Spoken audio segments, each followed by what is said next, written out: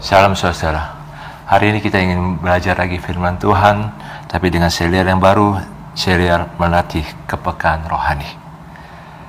Kita belajar dari kehidupan Abram, bagaimana Abram dipanggil oleh Tuhan dari Ur Kasdim untuk taat, untuk ikut Tuhan.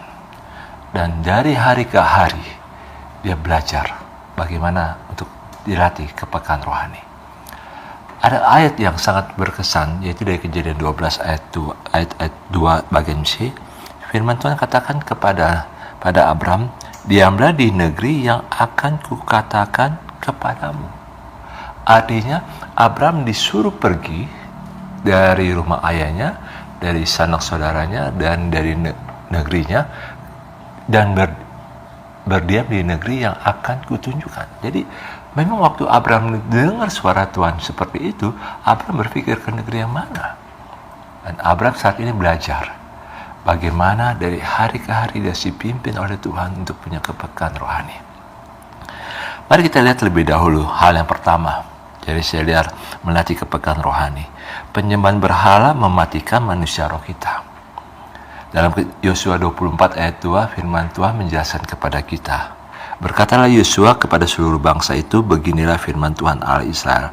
Dahulu kala di seberang sungai Efrat, disitulah diam nenek moyangmu, yaitu Terah, ayah Abraham, dan ayah Nahor, dan mereka beribadah kepada Allah lain. Jadi Terah, Abraham, dan Nahor itu juga menyembah berhala. Abraham awalnya menyembah berhala, namun karena dia tahu bahwa ada satu Allah yang hidup, maka dia menyembah satu Allah, yaitu yang dia sembah, yang kita juga sembah saat ini. Dan latar belakangnya adalah dia dari penyembahan berhala. Penyembahan berhala itu saudara mematikan manusia roh kita. Karena waktu orang-orang yang dikuasai oleh penyembahan berhala, mata rohaninya itu dibutakan oleh ilah zaman. Dan kalau kita lihat, diri kita ini terdiri dari tubuh, jiwa, dan roh. Artinya tubuh ini yang kelihatan. Jiwa itu kehendak, emosi, perasaan, pikiran, dan itu ada dalam diri kita. Banyak berkecampur dalam diri kita. Tapi roh kita itu terdiri dari hati nurani, dan di tempat di mana kita bisa bersekutu, bisa akhirnya punya kepekaan rohani. Itu kepekaan rohani dari manusia roh. Penyembahan berhala mematikan manusia roh kita, sehingga roh kita tuh hidupnya dalam ketakutan. Penyembahan berhala, lingkungan penyembahan berhala itu membuat kita juga sepertinya takut dengan hal-hal, takut dengan karma, takut juga dengan hal yang bersifat tahayu, bahkan juga takut kena kutuk, dan membutakan pikiran-pikiran kita terhadap hal-hal yang rohani. Itu penyembahan berhala, saudara.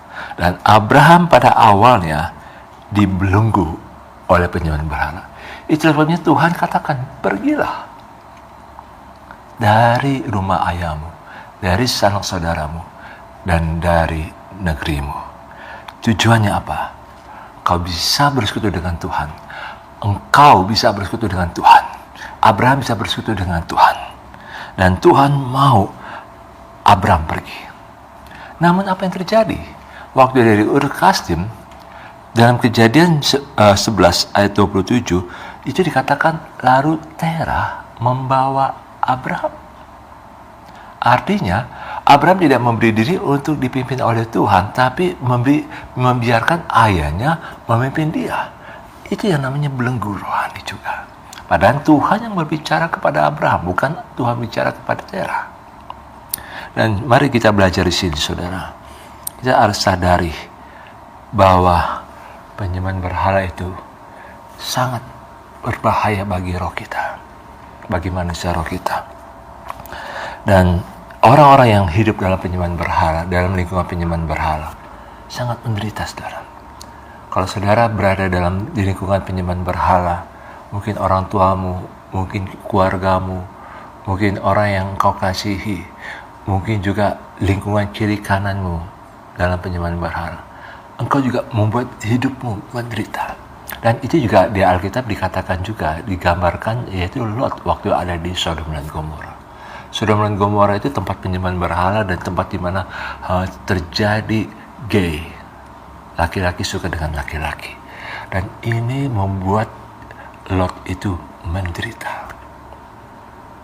penyembahan berhala itu membuat kita menderita secara roh. Tapi saudara, kita perlu dibebaskan dari belenggu penyembahan berhala itu. Kita perlu melihat Tuhan membebaskan roh kita untuk bisa bersekutu dengan Tuhan lebih dewasa. Kalau engkau berada dalam lingkungan penyembahan berhala, mari engkau letakkan tanganmu di dadamu dan saya akan berdoa untuk saudara. Kami berdoa Tuhan, untuk saudara yang meletakkan dada dengan tangannya Tuhan. Dalam nama Yesus, manusia rohnya boleh dibebaskan sehingga dia bisa bersekutu dengan Engkau. Dia tidak dibelenggu oleh ketakutan, dia tidak dibelenggu dengan hal-hal yang mencekam dirinya, dia tidak dibelenggu dengan ketakutan akan masa depan. Kami berdoa Tuhan, Roh Kudus, Engkau bebaskan. Tak ada kebebasan bagi orang-orang ini.